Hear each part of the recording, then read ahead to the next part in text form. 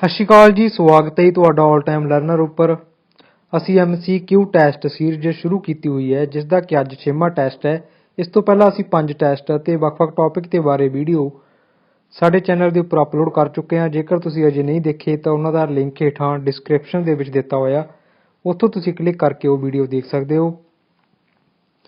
ਅੱਜ ਦਾ ਟੈਸਟ ਸ਼ੁਰੂ ਕਰਨ ਤੋਂ ਪਹਿਲਾਂ ਪਿਛਲੇ ਟੈਸਟ ਦੇ ਵਿੱਚ ਕੁਐਸਚਨ ਨੰਬਰ 8 ਦੇ ਵਿੱਚ ਇੱਕ ਗਲਤੀ ਰਹਿ ਗਈ ਸੀ। ਜਿਹੜਾ ਕੁਐਸਚਨ ਸੀ ਕਿ ਅਣਵਿਆਹੀ ਮਾਂ ਨਾਵਲ ਕ੍ਰਿਤ ਹੈ।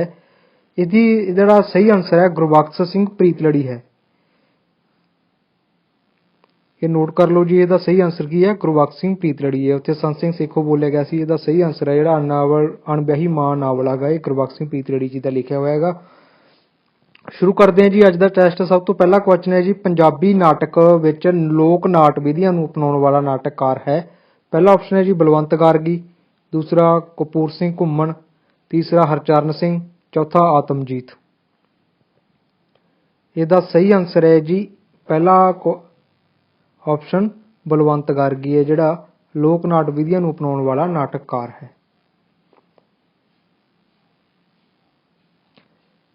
ਅਗਲਾ ਜੀ ਸਾਡੇ ਕੋਲੇ ਕੁਐਸਚਨ, ਪੰਜਾਬੀ ਨਾਟਕ ਵਿੱਚ ਯਥਾਰਥਵਾਦੀ ਧਾਰਾ ਦਾ ਸੰਚਾਲਕ ਹੈ।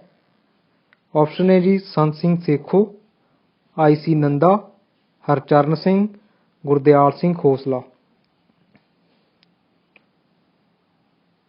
ਇਹਦਾ ਸਹੀ ਆਨਸਰ ਹੈ ਜੀ ਹਰਚਰਨ ਸਿੰਘ, ਸੀ ਆਪਸ਼ਨ। ਹਰਚਰਨ ਸਿੰਘ ਹੈ ਜਿਹੜਾ ਪੰਜਾਬੀ ਨਾਟਕ ਦੇ ਵਿੱਚ ਯਥਾਰਥਵਾਦੀ ਧਾਰਾ ਦਾ ਸੰਚਾਲਕ ਹੈ।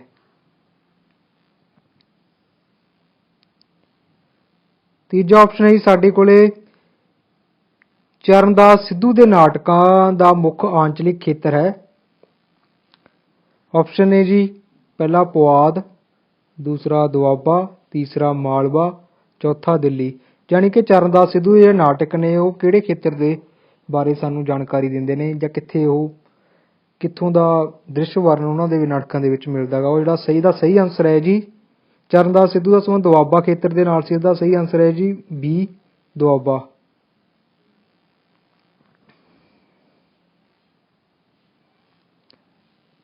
ਚੌਥਾ ਕੁਐਸਚਨ ਸਾਡੇ ਕੋਲੇ, ਪੰਜਾਬੀ ਰੰਗਮੰਚ ਦੇ ਅਵਿਕਸਿਤ ਰਹਿਣ ਦਾ ਕਾਰਨ ਹੈ। ਵੀ ਪੰਜਾਬੀ ਰੰਗਮੰਚ ਉਹਨਾਂ ਵਿਕਸਿਤ ਨਹੀਂ ਹੋ ਸਕਿਆ, ਇਹਦੇ ਕਿਹੜੇ ਕਾਰਨ ਨੇ?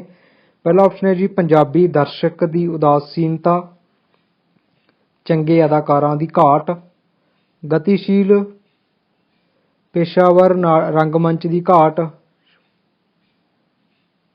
ਚੰਗੇ ਨਾਟਕੀ ਪਾਠਾਂ ਦੀ ਘਾਟ। ਇਹਦਾ ਸਹੀ ਆਨਸਰ ਹੈ ਜੀ ਗਤੀਸ਼ੀਲ ਪੇਸ਼ਾਵਰ ਰੰਗਮੰਚ ਦੀ ਘਾਟ ਆ, ਜਿਹੜਾ ਪੰਜਾਬੀ ਨਾਟਕਾਂ ਦੇ ਅਵਿਕਸਿਤ ਰਹਿਣ ਦਾ ਕਾਰਨ ਰਹੀ ਹੈਗੀ।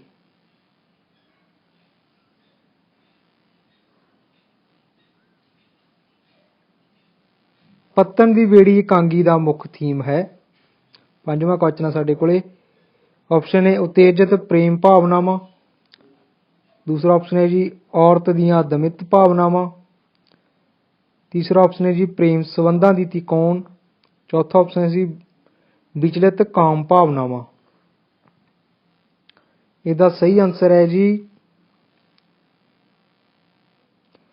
B ਆਪਸ਼ਨ, ਔਰਤ ਦੀਆਂ ਦਮਿਤ ਭਾਵਨਾਵਾਂ ਨੇ ਜਿਹੜੀਆਂ ਪੱਤਣ ਦੀ ਬੇੜੀ ਜਿਹੜਾ ਇਕਾਂਗੀ ਆ ਬਲਵੰਤ ਗਾਰਗੀ ਦਾ ਲਿਖਿਆ ਹੋਇਆ, ਉਸਦਾ ਮੁੱਖ ਥੀਮ ਨੇ।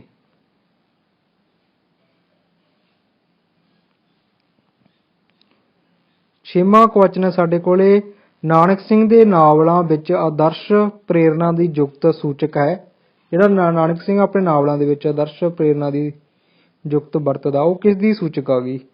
ਪਹਿਲਾ ਆਪਸ਼ਨ ਹੈ ਜੀ ਸਮਕਾਲੀ ਸਮਾਜਿਕ ਯਥਾਰਥ ਦੀ ਕਰੂਰਤਾ ਤੋਂ ਪਾਰ ਜਾਣ ਦੀ ਤਾਂਘ ਦੀ, ਨਾਵਲੀ ਬਿਰਤਾਂਤ ਨੂੰ ਰੌਚਕ ਬਣਾਉਣ ਦੀ, ਨਵੇਂ ਪੰਜਾਬੀ ਮਨੁੱਖ ਦੇ ਸਮਾਜਿਕ ਵਿਵਹਾਰ ਦੀ ਸਿਰਜਣਾ ਦੀ, ਸਮਕਾਲੀ ਯਥਾਰਥ ਦੀਆਂ ਵਿਸੰਗਤੀਆਂ ਨੂੰ ਸੇਧ ਦੇਣ ਦੀ।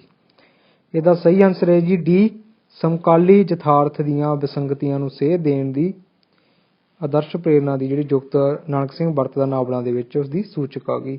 ਇਸ ਸਮੇਂ ਦੇ ਸਮਕਾਲੀ ਸਮਾਜ ਦੇ ਵਿੱਚ ਜੋ ਕੁਝ ਵੀ ਵਾਪਰ ਰਿਹਾ, ਜੋ ਕੁਝ ਵੀ ਕਮੀਆਂ ਨੇ, ਉਹਨਾਂ ਨੂੰ ਸਹੀ ਦਿਸ਼ਾ ਦਿੱਤੀ ਜਾ ਸਕੇ।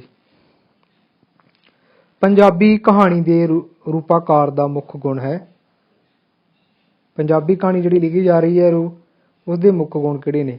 ਪਹਿਲਾ ਹੈ ਜੀ ਆਧੁਨਿਕੀ ਕਹਾਣੀ ਅਤੇ ਲੋਕ ਕਹਾਣੀ ਦਾ ਸੁਮੇਲ, ਪੱਛਮੀ ਕਹਾਣੀ ਅਤੇ ਲੋਕ ਕਹਾਣੀ ਦਾ ਸੁਮੇਲ, ਪੱਛਮੀ ਕਹਾਣੀ ਅਤੇ ਪੰਜਾਬੀ ਸਮਾਜਿਕ ਯਥਾਰਥ ਦਾ ਸੁਮੇਲ, ਲੋਕ ਕਹਾਣੀ ਅਤੇ ਨਵੇਂ ਸਮਾਜਿਕ ਯਥਾਰਥ ਵਿੱਚ ਸੁਮੇਲ। ਇਹਦਾ ਸਹੀ ਆਨਸਰ ਹੈ ਜੀ ਬੀ ਆਪਸ਼ਨ, ਪੱਛਮੀ ਕਹਾਣੀ ਅਤੇ ਲੋਕ ਕਹਾਣੀ ਦਾ ਸੁਮੇਲ। ਆਪਾਂ ਪਿਛਲੀ ਵੀਡੀਓ 'ਚ ਵੀ ਇਸ ਬਾਰੇ ਚਰਚਾ ਕਰਕੇ ਆਏ ਸੀ ਕਿ ਜਿਹੜੀ ਪੰਜਾਬੀ ਕਹਾਣੀ ਹੈਗੀ ਪੱਛਮੀ ਆਧੁਨਿਕ ਪੰਜਾਬੀ ਕਹਾਣੀ ਜਿਹੜੀ ਪੱਛਮੀ ਕਹਾਣੀ ਤੋਂ ਪ੍ਰਭਾਵਿਤ ਹੈ, ਅਤੇ ਲੋਕ ਕਹਾਣੀਆਂ ਜਿਹੜੀਆਂ ਉਹਨੂੰ ਵਿਰਸੇ ਦੇ ਵਿੱਚ ਮਿਲਦੀਆਂ ਨੇ, ਇਹਨਾਂ ਦੋਨੋਂ ਦਾ ਸੁਮੇਲ ਆ ਗਿਆ। 8ਵਾਂ ਕੁਐਸਚਨ ਹੈ ਸਾਡੇ ਕੋਲ, ਕਰਤਾਰ ਸਿੰਘ ਦੁੱਗਲ ਦੀਆਂ ਕਹਾਣੀਆਂ ਵਿੱਚ ਕਾਮੁਕਤਾ ਦੀ ਪੇਸ਼ਕਾਰੀ ਸੂਚਕ ਹੈ। ਪਹਿਲਾ ਆਪਸ਼ਨ ਹੈ ਜੀ ਮਨੋਵਿਗਿਆਨਿਕ ਯਥਾਰਥਵਾਦ ਦੀ, ਦੂਸਰਾ ਆਪਸ਼ਨ ਹੈ ਜੀ ਅਸ਼ਲੀਲਤਾ ਦੇ ਚਿਤਰਣ ਦੀ, ਤੀਸਰਾ ਆਪਸ਼ਨ ਹੈ ਜੀ ਔਰਤ ਮਰਦ ਸੰਬੰਧਾਂ ਦੇ ਰੋਮਾਂਸ ਦੀ, ਚੌਥਾ ਆਪਸ਼ਨ ਹੈ ਜੀ ਮਾਨਵੀ ਰਿਸ਼ਤਿਆਂ ਦੀ ਸੂਖਮ ਸੰਬੰਧਾਂ ਦੀ। ਇਹਦਾ ਸਹੀ ਆਨਸਰ ਹੈ ਜੀ ਮਨੋਵਿਗਿਆਨਿਕ ਯਥਾਰਥਵਾਦ ਦੀ। ਜੀ ਕਰਤਾਰ ਸਿੰਘ ਦੁੱਗਲ ਦੀਆਂ ਕਹਾਣੀਆਂ ਵਿੱਚ ਕਾਮੁਕਤਾ ਦੀ ਪੇਸ਼ ਹੁੰਦੀ ਹੈਗੀ, ਉਹਨਾਂ ਦੇ ਵਿੱਚ ਮਨੋਵਿਗਿਆਨਿਕ ਯਥਾਰਥਵਾਦ ਪੇਸ਼ ਕਰਨ ਦੀ ਕੋਸ਼ਿਸ਼ ਕਰਤਾਰ ਸਿੰਘ ਦੁੱਗਲ ਜੀ ਕਰਦੇ ਨੇ। 9ਵਾਂ ਸਾਡੇ ਕੋਲ ਕੁਐਸਚਨ ਹੈ ਜੀ ਅਜੀਤ ਕੌਰ ਦੀਆਂ ਕਹਾਣੀਆਂ ਵਿੱਚ ਪੇਸ਼ ਨਾਰੀ ਚੇਤਨਾ ਦੀ ਮੁੱਖ ਸੁਰ ਹੈ। ਇਹ ਆਪਸ਼ਨ ਹੈ ਜੀ ਵਿਆਹ ਬਾਹਰੇ ਸੰਬੰਧਾਂ ਦੀ ਨਿਆਸ਼ੀਲਤਾ, ਔਰਤ ਮਰਦ ਦੀ ਸਮਾਨਤਾ, ਔਰਤ ਦੀ ਆਜ਼ਾਦੀ ਦੀ ਤਲਾਸ਼, ਔਰਤ ਮਰਦ ਦੇ ਪਰੰਪਰਿਕ ਸੰਬੰਧਾਂ ਦੀ ਵਿਆਕਾਰ ਦਾ ਵਿਸਫੋਟ। ਇਹਦਾ ਸਹੀ ਆਨਸਰ ਹੈ ਜੀ ਅਜੀਤ ਕੌਰ ਦੀਆਂ ਕਹਾਣੀਆਂ ਵਿੱਚ ਜਿਹੜੀ ਨਾਰੀ ਚੇਤਨਾ ਦੇ ਪੇਸ਼ ਹੋਈ ਹੈ ਉਹਦਾ ਮੁੱਖ ਸੁਰ ਆ ਜਿਹੜਾ ਔਰਤ ਮਰਦ ਦੇ ਪਰੰਪਰਿਕ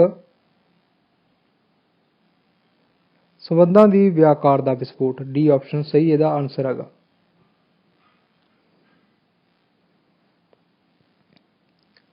10ਵਾਂ ਸਾਡੇ ਕੋਲ ਕੁਐਸਚਨ ਹੈ ਤੇਜਾ ਸਿੰਘ ਦੀ ਵਾਰਤਕ ਰਚਨਾ ਦਾ ਖੇਤਰ ਹੈ। ਪਹਿਲਾ ਆਪਸ਼ਨ ਹੈ ਜੀ ਨਿਬੰਧ, ਦੂਸਰਾ ਆਪਸ਼ਨ ਹੈ ਜੀ ਸਵੈ ਜੀਵਨੀ, ਤੀਜਾ ਆਪਸ਼ਨ ਹੈ ਜੀ ਸਾਹਿਤ ਇਤਿਹਾਸ, ਡੀ ਆਪਸ਼ਨ ਹੈ ਜੀ ਟੀਕਾਕਾਰੀ।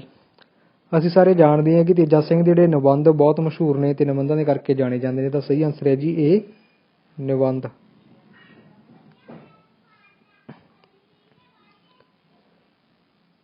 11ਵਾਂ ਕੁਐਸਚਨ ਹੈ ਸਾਡੇ ਕੋਲ ਪੰਜਾਬੀ ਵਿੱਚ ਅਫਲਾਤੂਨੀ ਪਿਆਰ ਦਾ ਸੰਕਲਪ ਕਿਸਨੇ ਪੇਸ਼ ਕੀਤਾ?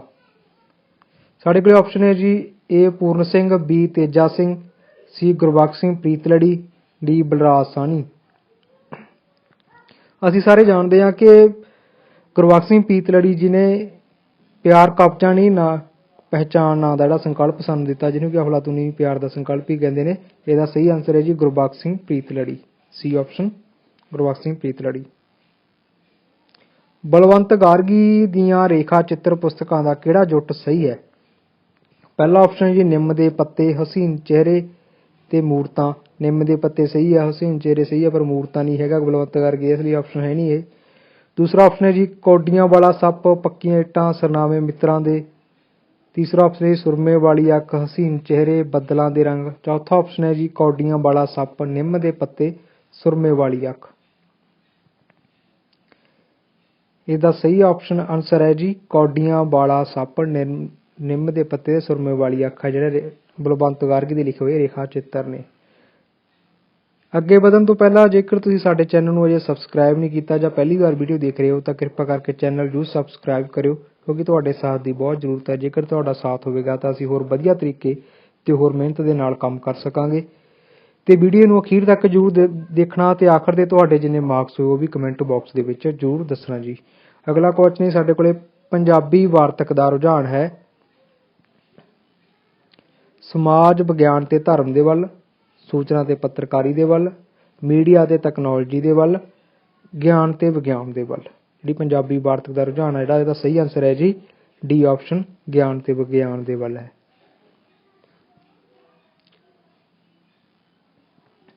ਕਿਹੜਾ ਕਵੀ ਦਰਸਾਈ ਧਾਰਾ ਦਾ ਨਹੀਂ ਹੈ?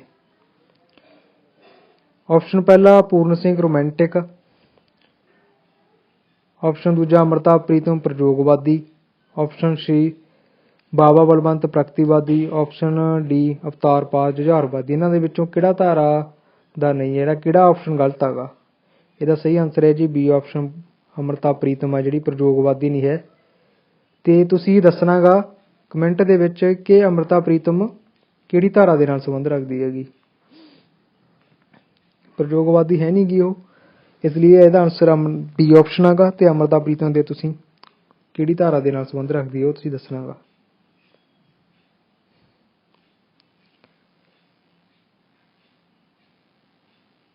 ਅੱਗੇ ਜੀ 15ਵਾਂ ਕੁਐਸਚਨ ਸਾਡੇ ਕੋਲੇ, ਚੰਡੀ ਦੀ ਵਾਰ ਵਿੱਚ ਕਿਹੜੀਆਂ ਪੰਕਤੀਆਂ ਇਸ ਦਾ ਮਹੱਤਵ ਹਨ। ਪਹਿਲਾ ਆਪਸ਼ਨ ਹੈ, ਚਿੰਤਾ ਕਰੋ ਨਾ ਕਾਈ ਦੇਵਾ ਨੂੰ ਆਖਿਆ, ਰੋ ਹੋਈ ਮਹਾਮਾਈ ਰਾਖਸਰ ਮਾਰਨੇ।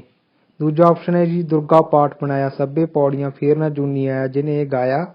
ਤੀਜਾ ਆਪਸ਼ਨ ਹੈ ਜੀ, ਦੁਰਗਾ ਬੈਣ ਸੁਨੇਂਦੀ ਹੰਸੀ ਹੜ ਹੜ ਆਏ, ਉਹ ਸਹਿ ਮੰਗਾਇਆ ਰਾਖਸ਼ ਭਖਣਾ। चौथा ऑप्शन है जी, खंडा पृथ्वी साज के जिन सब संसार पाया, ब्रह्मा विष्णु में साज कुदरत का खेल रचाया। ਇਹਦਾ ਸਹੀ ਆਨਸਰ ਹੈ ਜੀ ਚੰਡੀ ਦੀ ਵਾਰ ਦੀਆਂ ਜਿਹੜਾ ਮਹੱਤਵ ਹੈਗਾ ਉਹ ਹੈਗਾ ਦੁਰਗਾ ਪਾਠ ਬਣਾਇਆ ਸਭੇ ਪੌੜੀਆਂ ਫੇਰ ਨਾ ਜੂਨੀ ਆਇਆ ਜਿਹਨੇ ਇਹ ਗਾਇਆ। ਆਪਾਂ ਗੁਰੂ ਗੋਬਿੰਦ ਸਿੰਘ ਜੀ ਵਾਲੀ ਵੀਡੀਓ ਦੇ ਵਿੱਚ ਇਸ ਦੇ ਬਾਰੇ ਵਿਸਥਾਰ ਦੇ ਵਿੱਚ ਪੜ੍ਹਿਆ ਸੀ। ਇਹਦਾ ਇਹ ਮਹੱਤਵ ਨੇ 17।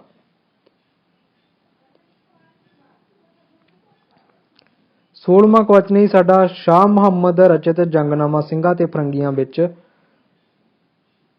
ਸਮਕਾਲੀ ਇਤਿਹਾਸ ਦਾ ਚਿੱਤਰਣ ਹੀ ਨਹੀਂ ਦ੍ਰਿਸ਼ਟੀ ਵੀ ਪੇਸ਼ ਕੀਤੀ ਗਈ ਆ। ਦੂਸਰਾ ਆਪਸ਼ਨ ਇਤਿਹਾਸਕ ਨਾਇਕ ਦੀ ਅਣਹੋਂਦ ਦਾ ਵਰਣਨ ਹੈ। ਤੀਜਾ ਆਪਸ਼ਨ ਰਾਜ ਦਰਬਾਰੀ ਸਾਜ਼ਿਸ਼ਾਂ ਤੇ ਗਦਾਰੀ ਦਾ ਵਰਣਨ ਹੈ। ਚੌਥਾ ਆਪਸ਼ਨ ਹੋਣੀ ਦੀ ਪ੍ਰਬਲਤਾ ਹੈ। ਇਹਦਾ ਸਹੀ ਆਨਸਰ ਹੈ ਜੀ, ਸਹੀ ਉੱਤਰ ਹੈ ਇਹਦਾ ਜੀ, ਸਮਕਾਲੀ ਇਤਿਹਾਸ ਦਾ ਚਿੱਤਰਣ ਹੀ ਨਹੀਂ ਦ੍ਰਿਸ਼ਟੀ ਵੀ ਪੇਸ਼ ਹੋਈ ਹੈ ਸ਼ਾਹ ਮੁਹੰਮਦ ਰਚਿਤ ਜੰਗਨਾਮਾ ਦੇ ਵਿੱਚ। ਪੰਜਾਬੀ ਵੀਰ ਕਾਵਿ ਕਿਸ ਸਦੀ ਵਿੱਚ ਵਧੇਰੇ ਪ੍ਰਫੁੱਲਤ ਹੋਇਆ। ਆਪਸ਼ਨ ਹੈ ਜੀ 17ਵੀਂ ਸਦੀ ਦੇ ਵਿੱਚ, 18ਵੀਂ ਸਦੀ ਦੇ ਵਿੱਚ, 19ਵੀਂ ਦੇ ਵਿੱਚ, 20ਵੀਂ ਦੇ ਵਿੱਚ। ਇਹਦਾ ਸਹੀ ਆਨਸਰ ਹੈ ਜੀ B ਆਪਸ਼ਨ, ਪੰਜਾਬੀ ਵੀਰ ਕਾਵਿ ਜਿਹੜਾ 18ਵੀਂ ਸਦੀ ਦੇ ਵਿੱਚ ਵਧੇਰੇ ਪ੍ਰਫੁੱਲਤ ਹੁੰਦਾ ਗਾ ਬਾਕੀ ਸਦੀਆਂ ਦੇ ਮੁਕਾਬਲੇ। ਅੱਗੇ 18ਵਾਂ ਕੁਐਸਚਨ ਹੈ ਜੀ, ਪੀਲੂ ਰਚਿਤ ਕਿੱਸਾ ਮਿਰਜ਼ਾ ਸਾਹਿਬਾ ਵਿੱਚ ਕਿਹੜੇ ਰਸ ਹਨ। ਪਹਿਲਾ ਆਪਸ਼ਨ ਹੈ ਜੀ ਸ਼ਿੰਗਾਰ ਵੀਰ ਤੇ ਕਰੁਣਾ। ਦੂਜਾ ਵੀਰ ਕਰੁਣਾ ਤੇ ਵਿਪੀਤਸ। ਤੀਜਾ ਆਪਸ਼ਨ ਹੈ ਸ਼ਿੰਗਾਰ ਵੀਰ ਤੇ ਹਾਸ। ਚੌਥਾ ਆਪਸ਼ਨ ਹੈ ਕਰੁਣਾ ਸ਼ਿੰਗਾਰ ਤੇ ਰੋਦਰ। ਇਹਦਾ ਸਹੀ ਆਨਸਰ ਹੈ ਜੀ A ਆਪਸ਼ਨ, ਸ਼ਿੰਗਾਰ ਵੀਰ ਤੇ ਕਰੁਣਾ ਨੇ ਜਿਹੜੇ ਪੀਲੂ ਦੇ ਰਚਿਤ ਮਿਰਜ਼ਾ ਸਾਹਿਬਾ ਦੇ ਵਿੱਚ ਵਰਤੇ ਗਏ ਰਸ ਨੇ। 19ਵਾਂ ਕੁਐਸਚਨ ਹੈ ਸਾਡੇ ਕੋਲੇ, ਪੰਜਾਬੀ ਨਾਟਕ ਦਾ ਆਰੰਭ ਕਿਸ ਦੌਰ ਵਿੱਚ ਹੋਇਆ। ਰਣਜੀਤ ਸਿੰਘ ਕਾਲ ਦੇ ਵਿੱਚ, ਮੁੱਢਲਾ ਅੰਗਰੇਜ਼ੀ ਸ਼ਾਸਨ ਕਾਲ ਦੇ ਵਿੱਚ, ਸੁਤੰਤਰਤਾ ਸੰਗਰਾਮ ਕਾਲ ਦੇ ਵਿੱਚ, D ਆਪਸ਼ਨ ਸੁਤੰਤਰਤਾ ਕਾਲ ਦੇ ਵਿੱਚ। ਇਹਦਾ ਸਹੀ ਆਨਸਰ ਹੈ ਜੀ C ਆਪਸ਼ਨ, ਸੁਤੰਤਰਤਾ ਸੰਗਰਾਮ ਕਾਲ ਦੇ ਵਿੱਚ ਪੰਜਾਬੀ ਨਾਟਕ ਦਾ, ਆਧੁਨਿਕ ਪੰਜਾਬੀ ਨਾਟਕ ਦਾ ਆਰੰਭ ਹੁੰਦਾ ਗਾ। ਕਿਹੜਾ ਕਵੀ ਪ੍ਰਗਤੀਵਾਦੀ ਹੈ। ਹੇਠਲੇ ਕਵੀਆਂ ਦੇ ਵਿੱਚੋਂ ਪ੍ਰਗਤੀਵਾਦੀ ਕਵੀ ਦੀ ਚੋਣ ਕਰਨੀ ਹੈ ਅਸੀਂ। ਪਹਿਲਾ ਆਪਸ਼ਨ ਹੈ ਜੀ ਪੂਰਨ ਸਿੰਘ। ਦੂਜਾ ਪ੍ਰੋਫੈਸਰ ਮੋਹਨ ਸਿੰਘ। ਤੀਜਾ ਡਾਕਟਰ ਜਗਤਾਰ। ਚੌਥਾ ਭਾਈ ਵੀਰ ਸਿੰਘ। ਇਹਦਾ ਸਹੀ ਆਨਸਰ ਹੈ ਜੀ D ਆਪਸ਼ਨ, ਭਾਈ ਵੀਰ ਸਿੰਘ ਜੀ ਜਿਹੜੇ ਨੇ ਉਹ ਪ੍ਰਗਤੀਵਾਦੀ ਕਵੀ ਨੇ। ਸੋ ਇਹ ਸੀ ਅੱਜ ਦਾ ਟੈਸਟ। ਅੱਜ ਦੇ ਟੈਸਟ ਦੇ ਵਿੱਚੋਂ ਤੁਹਾਡੇ ਕਿੰਨੇ ਮਾਰਕਸ ਨੇ ਕਮੈਂਟ ਬਾਕਸ ਦੇ ਵਿੱਚ ਜ਼ਰੂਰ ਦੱਸਿਓ। ਜੇਕਰ ਇਹ ਜਾਣਕਾਰੀ ਤੁਹਾਨੂੰ ਚੰਗੀ ਲੱਗੀ ਹੈ ਲਾਈਕ ਤੇ ਵੱਧ ਤੋਂ ਵੱਧ ਸ਼ੇਅਰ ਕਰੋ ਇਸ ਵੀਡੀਓ ਨੂੰ। ਸ਼ੁਕਰੀਆ ਜੀ।